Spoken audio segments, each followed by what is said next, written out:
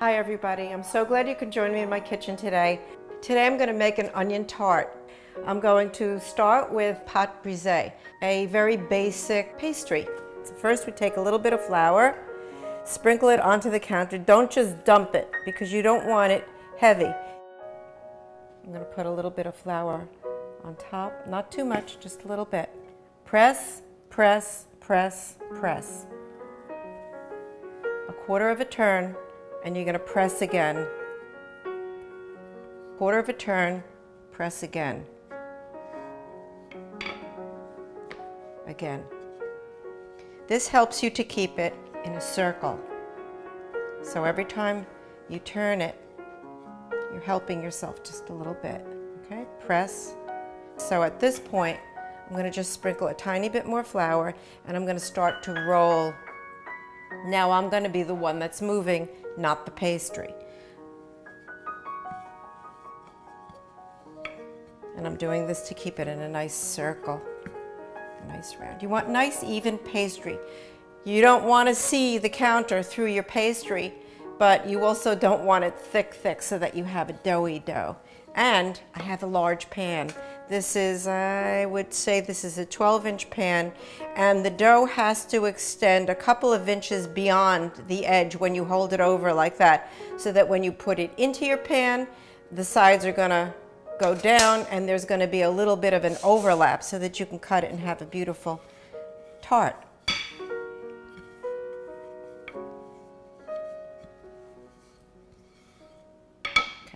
Just lift it a little bit, take a little bit of flour, sprinkle underneath so that it doesn't stick.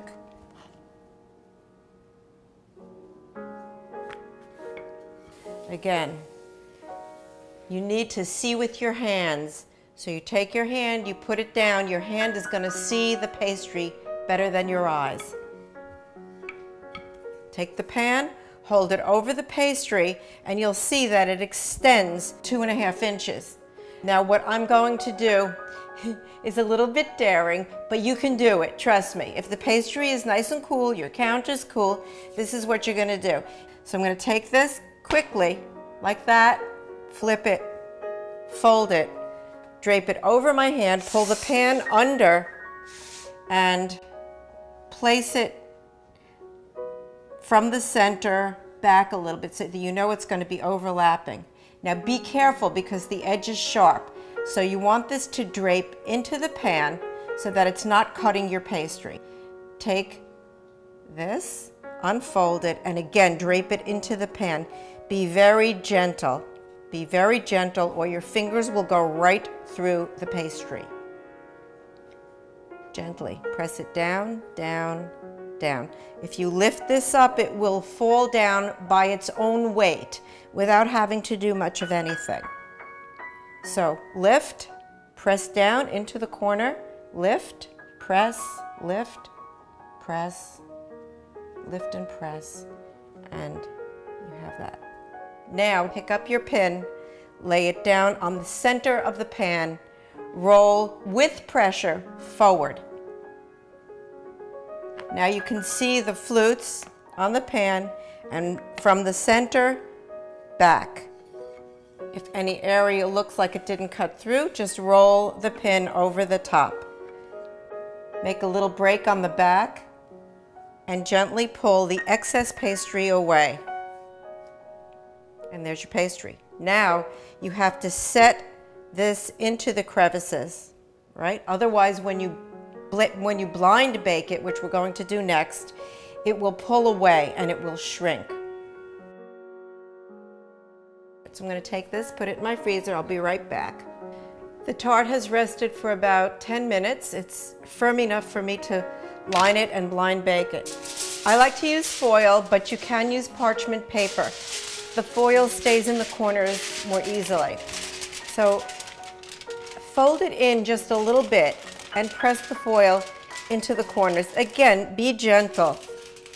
Always be gentle around your pastry. Find the inside edge and press into it. This is going to keep it from shrinking. You don't want to, it's going to shrink a little bit no matter what you do.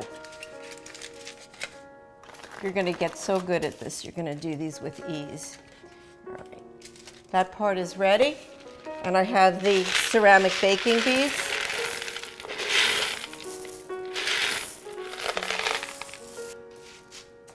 That's just about right. I'm going to put this into an oven which is preheated to 350 degrees for 20 minutes. I've now removed the pre-baked tart from the oven, and I'm going to take the foil and the beads out. That is the color that it should be when you pull it out at a pre-baked point. Now we're going to fill it. So we will start by preparing the onions and getting them ready to caramelize. I get to practice my knife skills. So if any of my instructors from culinary school are watching, here I go. I'm doing a thin slice because it's more delicate that way. Caramelizes a little bit faster that way. Oh, these onions are being very kind to me today. My eyes aren't running yet. This looks like a lot, and it looks like it's not going to fit into the tart, but when you caramelize them, they're going to shrink down a lot.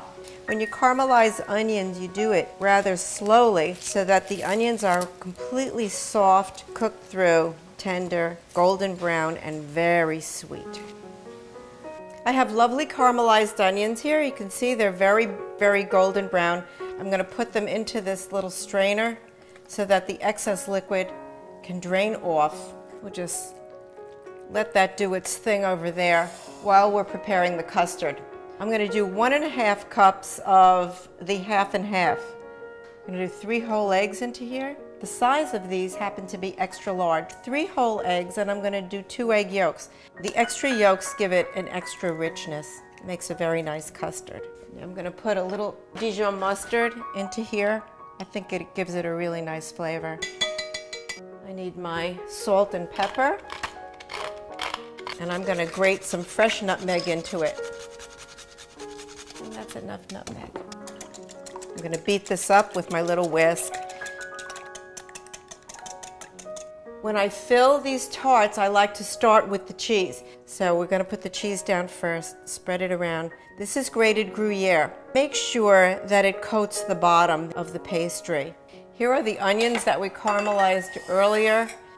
I'm going to take this and spread it around. You want to really taste these delicious onions, and they are delicious. Caramelized onions are the best. They smell great and they taste great. After this is baked, this also freezes beautifully. All right, I think that's about enough onion. I'm going to just mix this custard again because what happens is the seasoning settles to the bottom.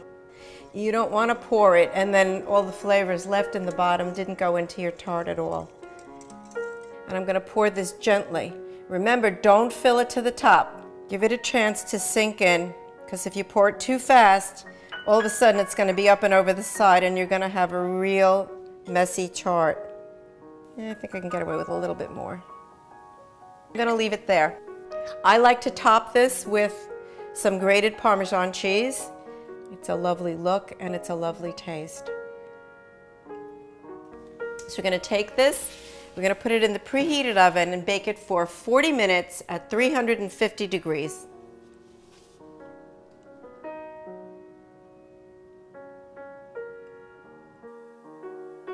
I've really had a good time doing the onion tart with you. Enjoy it.